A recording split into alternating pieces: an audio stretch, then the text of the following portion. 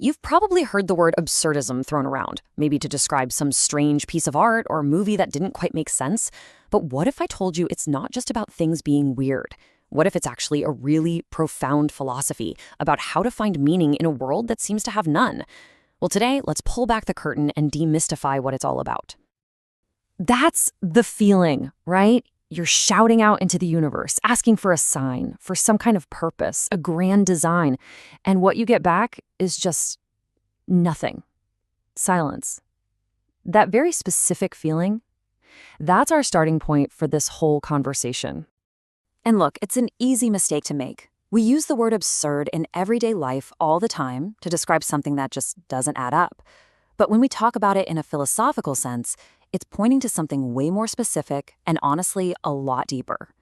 See, the big idea of the absurd isn't just that life has no meaning. That's nihilism, and it's a different thing. No, absurdism is about a fundamental, unavoidable conflict. It's about a massive clash between two powerful, opposing forces that really define what it means to be human. So what is this collision?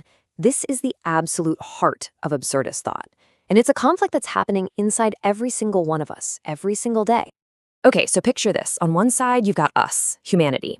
We are hardwired with this deep, profound need to find meaning, to find order and purpose in everything. And on the other side, you've got the universe. And its response to our search is, well, an indifferent silence. It's an irrational reality that just doesn't offer any built-in answers.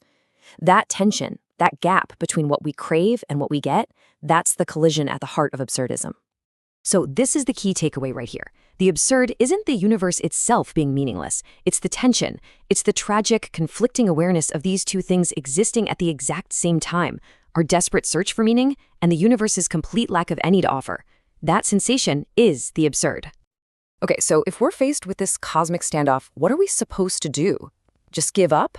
Well, the most famous absurdist thinker, a guy named Albert Camus, he had a very different idea, and he found his answer in a really powerful ancient Greek myth.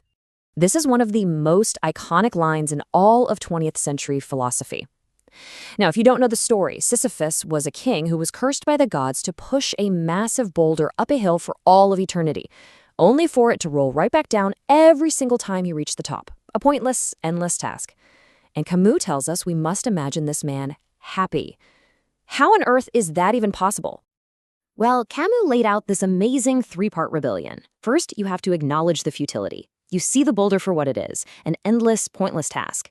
Second, you reject despair. You refuse to give up, either through suicide or what Camus called philosophical suicide, which is just blindly accepting someone else's prepackaged meaning.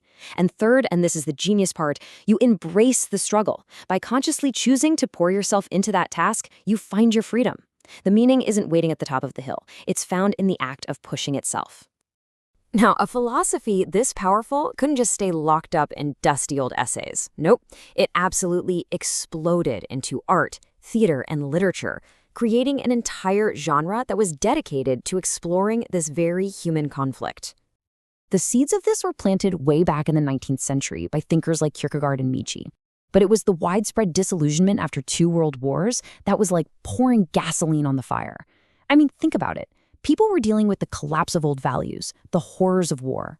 It created this perfect storm where artists felt that collision between our need for order and a chaotic, violent reality more intensely than ever before. And that's when absurdism really flourished, especially in 1950s and 60s France and Germany. So what does this actually look like in a story? Well, if you're wondering if something is absurdist, here's what to look for. You're going to see a lot of dark humor and satire. The dialogue might seem illogical, like it's going in circles. The plot won't follow a normal structure. And you'll see a huge focus on a character's internal subjective experience of a world that just makes no sense to them. And this brings us to the absolute titans of the genre. You've got Franz Kafka's The Trial, where a man is trapped in a bureaucratic nightmare, prosecuted for a crime he knows nothing about. Of course, there's Camus' own novel, The Stranger. And in theater, Samuel Beckett's famous play, Waiting for Godot, where two guys just wait for someone who never shows up. It's a perfect metaphor for the human condition. But hey, don't think for a second this was just some mid-century fad that faded away. The themes of absurdism are maybe more relevant now than ever, and its DNA is all over the shows and movies we watch today. I mean, a show like BoJack Horseman is a modern masterclass in absurdism. You have this deeply human, tragic search for meaning and happiness, but it's happening inside the completely bizarre world of a talking horse who's a washed-up sitcom star. That clash between the profound pain and the ridiculous setup, that's pure absurdism. Or what about the Oscar-winning movie Everything Everywhere All at Once? It literally confronts you with cosmic meaninglessness in the form of a giant everything bagel. And the film's rebellion isn't finding some grand purpose. It's choosing to find meaning in small, defiant acts of love and connection, right in the middle of the chaos. You can also feel it in the strange, dark humor of filmmakers like the Coen brothers or Yorgos Lanthimos. Their characters are constantly struggling against a world that feels random, cruel, and profoundly illogical. The humor doesn't come from punchlines. It comes from that horrifying, funny recognition of our own powerlessness. Okay, now here is a fascinating, wild twist. A study back in 2009 found that reading absurdist stories that deliberately break patterns, actually improved people's ability to find hidden patterns in other tasks by about 15%. It seems that when our brain has to work overtime to make sense of a fragmented story, it actually strengthens the cognitive muscles we use for learning. Kind of ironic, isn't it?